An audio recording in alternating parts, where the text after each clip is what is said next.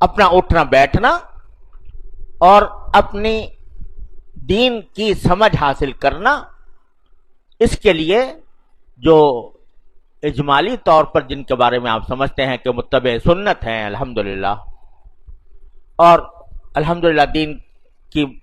فہم رکھتے ہیں، اور اہل علم ان پر اعتماد کرتے ہیں، اور کسی اللہ والے کی صحبت میں رہے، تو بس وہاں بیٹھے ہو تو بیٹھے رہو،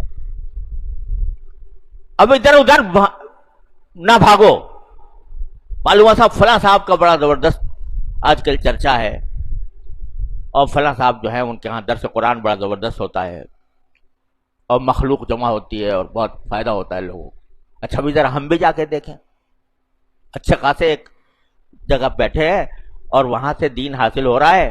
اللہ تبارک و تعالیٰ اپنے فضل و کرم سے دین سمجھا رہے ہیں، اب دل میں پیدا ہوا جی فلاں صاحب کا درس جو ہے وہ بڑا مقبول ہو رہا ہے لوگوں کے اندر، اور لوگوں کو بڑا فائدہ ہوتا ہے، چلو بھائی ان کو بھی دیکھیں۔ اب ان کو بھی دیکھنے کے لیے پہنچ گئے، اب وہاں جو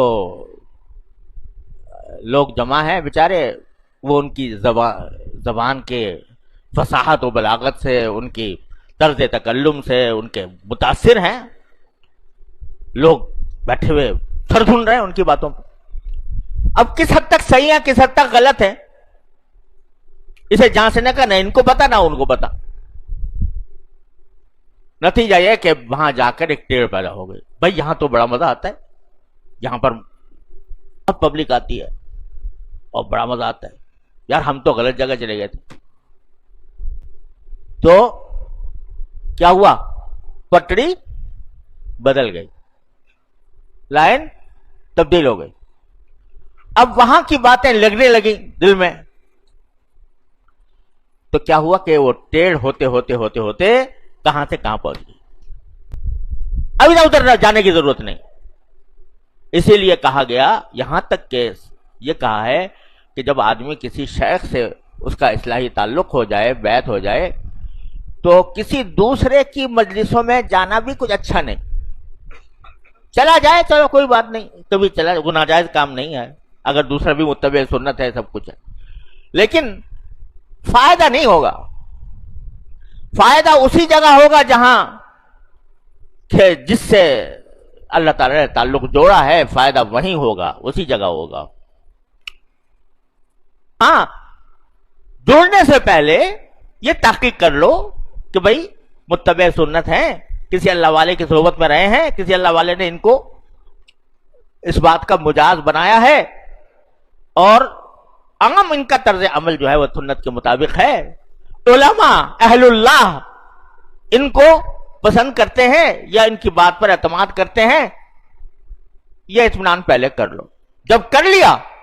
تو بس یک در گیر و محکم گیر، اب ایک در کو پکڑ کے بیٹھو، اسی کو مضبوطی سے تھامو، ادھر ادھر جاؤ گے تشویش پیدا ہوگی، مزاجوں میں فرق ہوتا ہے، ذوق میں فرق ہوتا ہے، تو اس لیے یعنی اہل حق علماء کے بارے میں بھی، اہل حق اہل اللہ کے بارے میں بھی یہ کہا گیا ہے کہ بھئی بہت زیادہ ادھر ادھر جانے کی ضرورت نہیں، ایک جگہ پکڑ لو بس وہ کافی ہے۔ تو جب اہل حق کے بارے میں یہ کہا گیا ہے تو آپ مزہ چکھنے کے لیے اگر اہل باطل کے پاس جائیں کہ بھئی وہاں دیکھیں کیا بڑا آج کل شورا ہے، بڑے یہ ہوتا ہے نا کہ بڑی کوئی شخص مشہور ہو جاتا ہے، میں کسی کی مذمت نہیں کر رہا، لیکن مشہور ہو گیا، اب اس کا پس منظر کیا ہے، اس کا علمی مقام کیا ہے، اس کا ذہنی جھکاؤ کیا ہے، اس سے بے نیاز ہو کے یہ مخلوق جا رہی ہے بہت اس کے پیچھے، چلو ہم بھی چلیں۔ تو خوب سمجھ لو، یہ بات بڑی اہم بات عرض کر رہا ہوں کہ محض عام لوگوں کا کسی جگہ پر بڑا زیادہ رجوع ہونا، یہ جو ہے وہ آدمی کے صحیح ہونے کی علامت نہیں ہوتا۔ پتہ نہیں کتنی مخلوق ہے وہ کسی کی ہو جائے، ہمارے حضرات نے یہ فرمایا کہ ایک شہرت وہ ہے جو عام لوگوں میں ہوئی، عوام میں ہوئی، کسی کی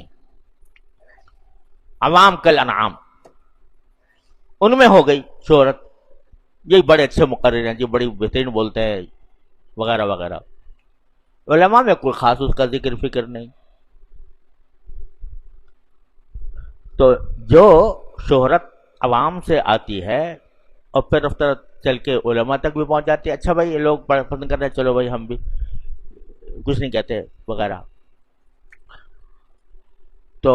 یہ کچھ علامت نہیں ہوتی حقانیت کی۔ حقانیت کی علامت یہ ہوتی ہے کہ اصل جو شہرت ہے یا اصل مقبولیت ہے وہ پہلے اہل علم میں ہو، اہل اللہ میں ہو۔ تو جہاں آپ دیکھ رہے ہو کہ ایک بہت بڑا مجمع جاتا ہے تو محض مجمع کا جانا یہ حقانیت کی علامت نہیں، یہ دیکھو کہ اہل اللہ، اہل علم بحثت مجموعی اسے پسند کرتے ہیں یا نہیں۔ تو میرے بھائیوں، عرض کرنا کا منشا یہ تھا کہ یہ بڑی خطرناک بات ہے